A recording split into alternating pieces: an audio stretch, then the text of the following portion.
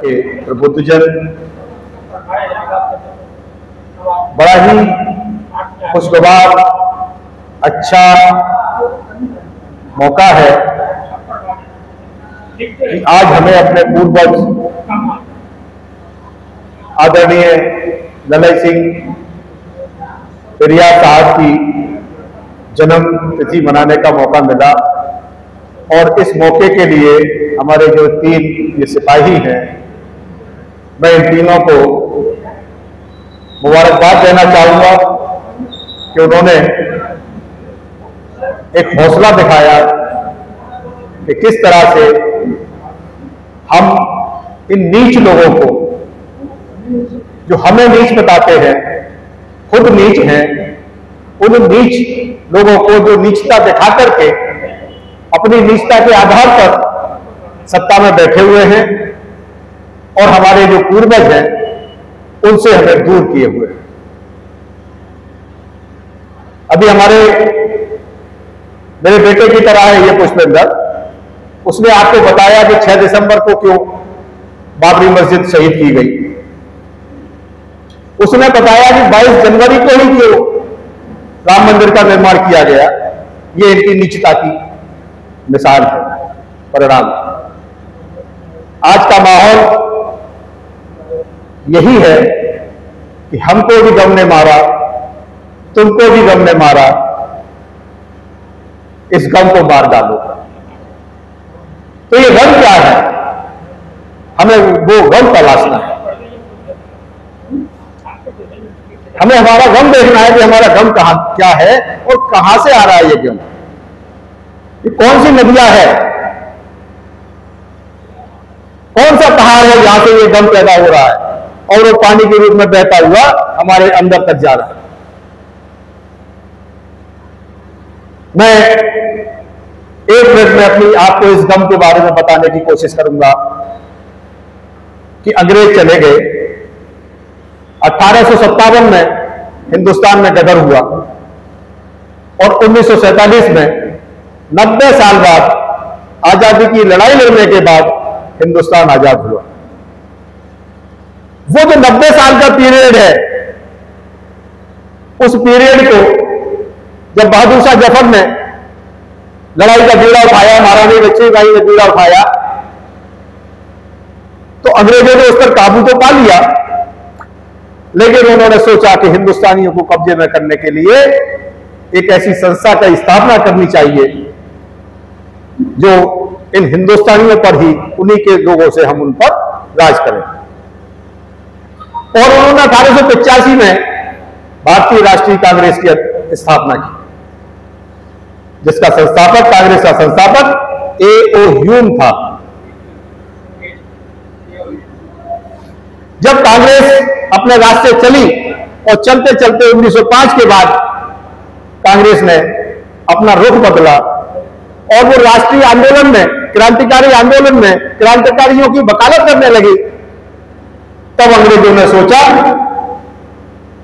कि ये कांग्रेस तो हमारे हाथ से गई। और जब कांग्रेस हमारे हाथ से जाने लगी, महात्मा गांधी इसमें कूद पड़े और नेता हमारे कूद पड़े, चाहे वो मौलाना आजाद रहे हो या दूसरे नेता रहे हो। मैं लिस्ट में जाएगी, मैंने पॉलिटिकल साइंस पढ़ी तो सारे मैं उसको काफी देर बोल सकता हूं, लेकिन मैं बहुत शॉर्ट में आपको बात बता रहा हूं कि उन्होंने, अंग्रेजों ने फिर ये सोचा कि अब तो ये कांग्रेस गई, तो कांग्रेस ने ऐसा फॉर्मूला तैयार किया कि इन हिंदुस्तानियों को अपने कब्जे में लिया जाए, और कब्जे में लेने के लिए उन्होंने आरएसएस की स्थापना की। नाम था उसका रॉयल सीक्रेट सर्विस। अंग्रेजों की एक हेड थी रॉयल सीक्रेट सर्विस, वो अंग्रेजों के लिए काम करती थी। उसका मकसद सिर्फ एक ही था कि कहां क्रांतिकारी लोग, हिंदुस्तानी लोग अंग्रेजों के खिलाफ मीटिंग कर रहे हैं, अंग्रेजों के खिलाफ बगावत कर रहे हैं, उसकी सूचना अंग्रेजों को ये आरएसएस के लोग दिया करेंगे, जिनकी ड्रेस कोड था सफेद बनियान और खाकी नेकर। और वो ड्रेस कोड में लाला जी लोटा लेकर के जाते थे गांव बनने के लिए कि हम जा रहे हैं, सोच के लिए जा रहे हैं। और वो जब तक जाते घूम के सीधे पहुंचते थे थाने, और वहां से थाने में पूरी बात अपनी बताई, और बताने के बाद कि देखो फलाना आदमी ऐसा काम करेगा, वहां पे लोग इकट्ठे होंगे, ये हो रहा है, वो हो रहा है, ये सारी सूचना दे करके लाला जी फिर घूम करके लोटा लेकर हिलाते हुए आ जाते थे। तो ये इन आरएसएस के लोगों को अंग्रेजों की तरफ से तनख्वाह मिलती थी बाकायदा। यानी आजादी के दुश्मन थे, हमारे स्वतंत्रता सेनानियों के दुश्मन थे। अभी हमारे बड़े भाई चोट सिंह धनगर जी बता रहे थे कि 3 क्रांतिकारियों को फांसी की सजा दी गई। मैं उसी बात को आगे बढ़ाते हुए चाहूंगा, उनसे माफी मांगने के लिए भी कहा था कि आप माफी मांग लो, आपको छोड़ दिया जाएगा, फांसी नहीं दी जाएगी। लेकिन जिसमें आजादी का खून था, उन्होंने कहा नहीं, हम माफी नहीं मांगेंगे। लेकिन ऐसे गद्दार भी थे जिन्होंने माफी मांगी, और माफी मांगने के बाद उनका माफीनामा आज भी लिखा हुआ है, और माफी मांगने के बाद वो देश के प्रधानमंत्री भी बने।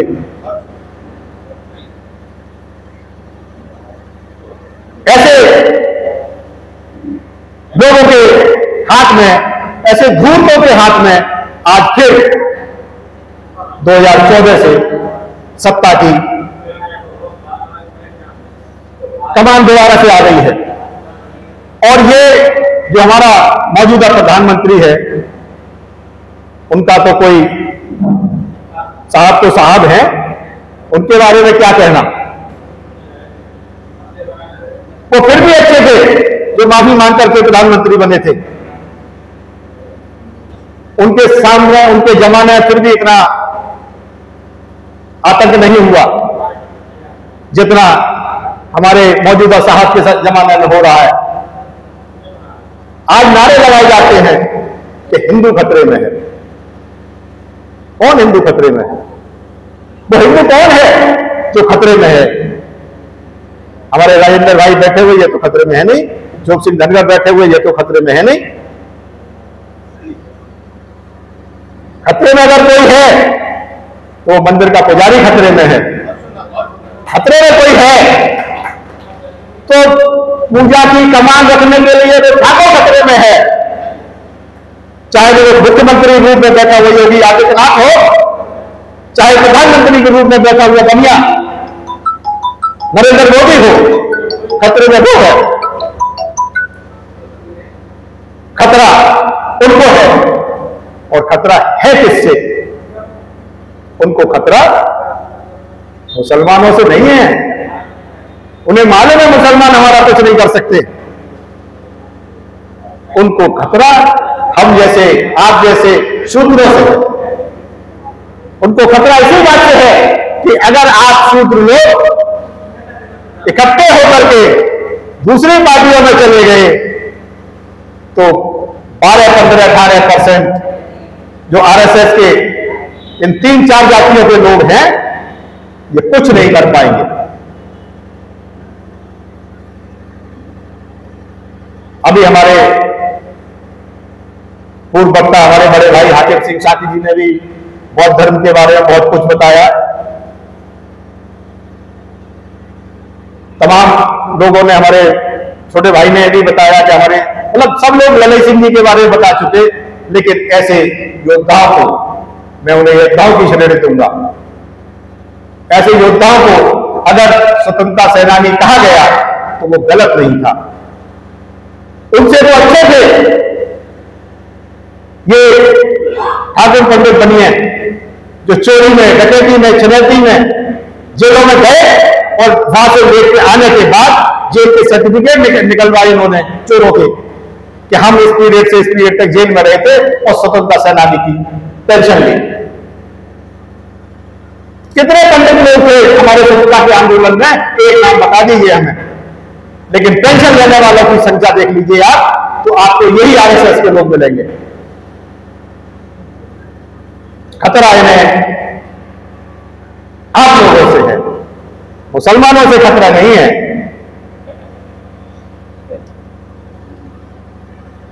आप देखिए एक हमारे सब में क्षमा चाहते हुए कहूंगा, मेरी बात किसी को हर्ट ना करे, बुरी ना लगे, मेरे बड़े भाई चोप सिंह जी बैठे हुए हैं, मैं उनके माध्यम से ये बात कहना चाहता हूं कि वो उस चीज के पैरोकार हैं।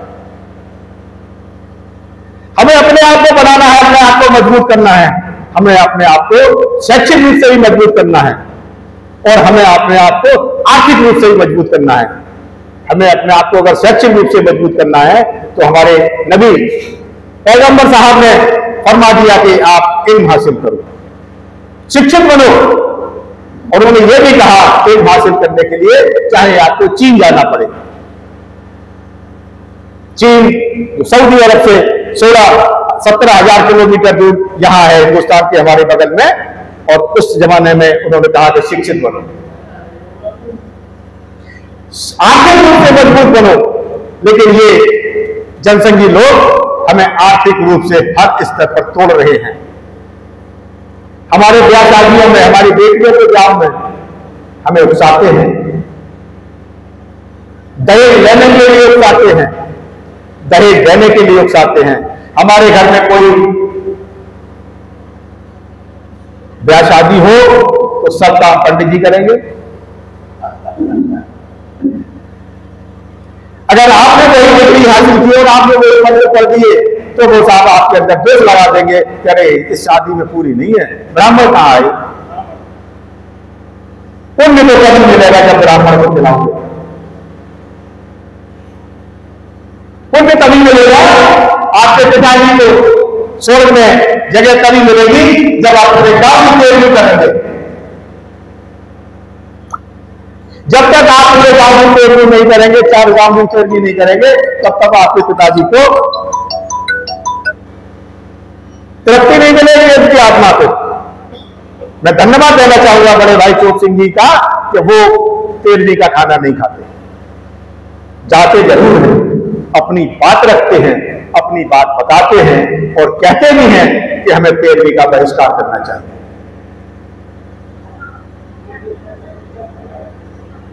हमें हमारे लिए हम सूत्रों में जो ये बुराई फैली हुई है उस बुराई पर भी हमें अमल करना होगा। और जब हम ऐसे चाहे साहब ऐसी हम किसी पंडित से बात करें तो वो आके कहेगा नहीं पैसा ना है तो हमसे ले जाए,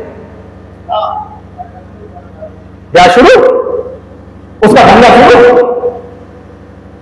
कैसे तुम आर्थिक रूप से और आप उसको क्या कर्जा चुकाने में उलझे रहेंगे, दूसरी बात नहीं सोच पाएंगे। तो खतरे में इस तरह से हिंदू है वो वाला। आप देखिए एक तरीका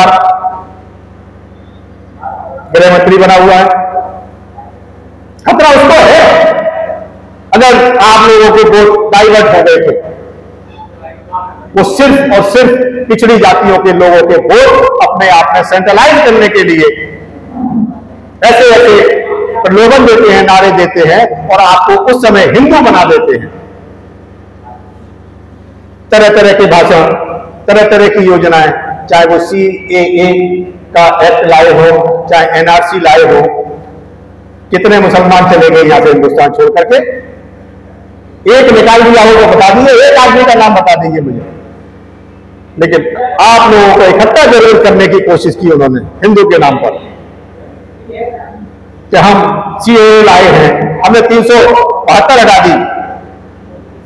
क्या फायदा मिला आपको, किसी को बताइए। किसने कश्मीर में जाके क्या मोदी जी ने प्लॉट ले लिया? इनकी योजना सिर्फ और सिर्फ RSS के मंसूबे पर काम कर रहे हैं, RSS के इशारे पर काम कर रहे हैं कि हमें इस सोच को समझना है, हमें उनकी सोच को समझते हुए अपने आप को सुरक्षित रखना है। मैं हमारे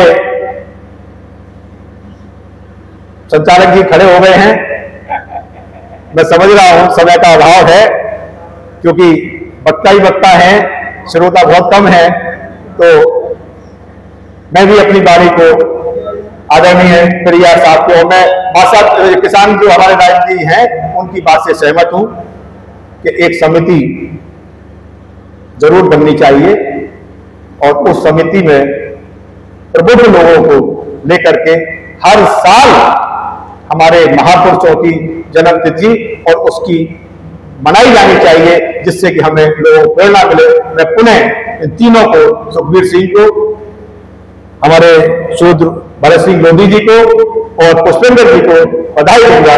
जय हिंद, जय भारत, जय करिया संघ।